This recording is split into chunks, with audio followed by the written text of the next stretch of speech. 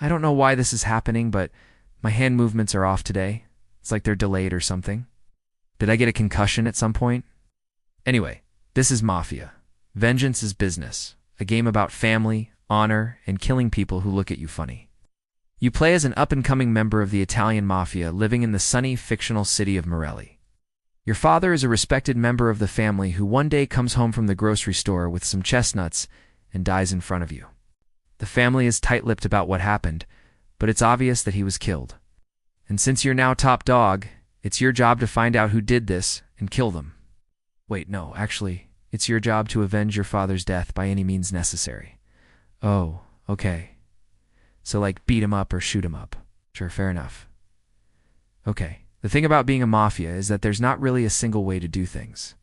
You could take the lawful approach and work your way up through the ranks, killing people in elaborate murder sequences and earning respect along the way. Or you could be an absolute psychopath right from the get-go and start carving up the faces of anyone who even breathes at you. What I'm trying to say is that there is a lot of freedom when it comes to how you choose to play the game, which means that the game has to contain a lot of different systems and mechanics to accommodate all these different styles of play. Now, normally that would be beyond the scope of a YouTube video, but because this game is so bad, we can totally handle it. Let me put it this way. If you tried to play this game as a stealth game, you'd probably die a lot. The camera system alone is such a mess that you'd have to be superhuman to sneak around without getting spotted. For example, here I'm trying to sneak past two guards, but instead of having them walk their normal patrol path, no devs decided that no, they should just stand still and only start walking once I've been spotted.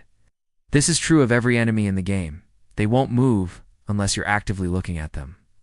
So sneaking up and stabbing someone from behind is impossible because ULL always gets spotted while sneaking up to them. Even worse, if you try to hide and wait for them to walk past you, well, good luck with that. Not only does the detection cone stretch to unnatural lengths, but enemies will also somehow see you even when they aren't looking in your direction. So yeah, I guess the lesson here is that stealth doesn't really work, but guns do. But then again, guns are kind of hard to use since the aiming system seems to be broken. Sometimes when you aim at enemies, the crosshair will appear as normal, but more often than not, it'll randomly disappear. And I'm pretty sure that this isn't just another one of the game's quirky systems, but rather a bug that shouldn't be there. But hey, don't worry. If you can't hit your target with bullets, you can always try with a bat. The game even gives you one early on. Just don't expect it to do much damage. In fact, let me tell you a story. I was playing the game, and I had just killed a target with a baseball bat. The cutscene ended, and suddenly the entire clan of enemies that I had just killed respawned, and they were all angry. So I figured, hey, let's see how much damage the bat does.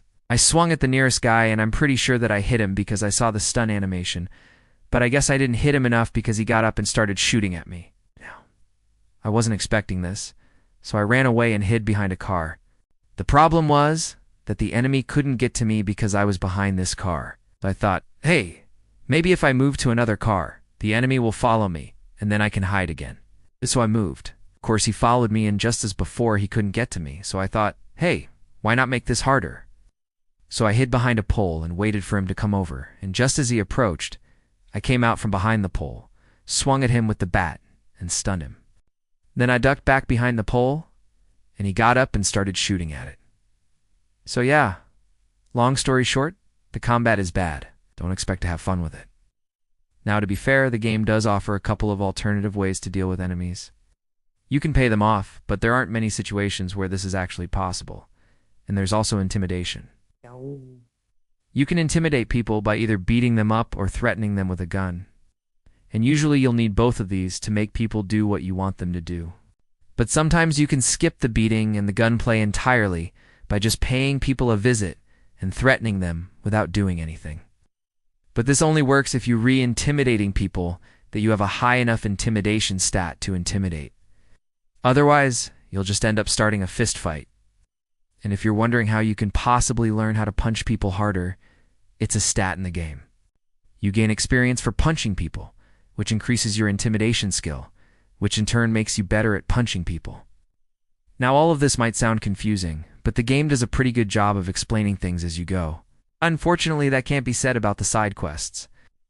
You see, the main storyline is pretty straightforward. Go from target to target killing them. The targets are usually interesting, and the cutscenes that play after you kill them do a decent job of advancing the plot. However, this can't be said about the side quests. Throughout the game, random people will ask you to do stuff for them. Usually this involves killing people, stealing cars, or finding lost cats. But sometimes it can involve more complicated tasks, like going to an ATM and withdrawing cash. See, most of these side quests don't have any real way of telling you what you're supposed to do. Like, sure, you can read the quest log, but that just tells you the objective of the quest. It doesn't explain how to achieve it. For example, if your objective is to withdraw money from an ATM, the game won't tell you where the ATMs are located. You'll just have to wander around until you find one. And that's assuming that you actually have enough money to withdraw in the first place. Most side quests are gated behind having a certain amount of cash. Considering that making money is pretty difficult in this game, this is a pretty annoying mechanic. What's worse, the side quests are incredibly buggy. There were several cases where I could uncomplete objectives, simply because the game could undetect objects that I needed to interact with. There was one time where I had to steal a car and bring it to a certain location, but when I arrived at the location, the game didn't recognize the car that I stole, so I couldn't drop it off. It's amazing how the game can spot cars from miles away when you're driving it, but it can't spot it at all when you're trying to deliver it to its owner. And it's not just the side quests that have issues. The main story has problems of its own. At one point, the game asks you to kill a specific type of enemy 5 times in order to unlock a new weapon. But halfway through the task, the counter just stopped working. No matter how many of these enemies I killed, the counter didn't budge. Luckily, there's a cheat code to unlock everything, so I was able to get the weapon eventually. But it's still a shame that this was in the game in the first place. As you can tell, the game is rough, but to be fair, it's also ambitious. The developers clearly wanted to make the ultimate Mafia simulator, and they created a world full of different characters, factions, and opportunities for bloodshed. It's just a shame that the game isn't very good. And trust me, I wanted to like it. I really did. But between the clunky controls, boring side quests, and terrible combat, I just couldn't bring myself to finish it.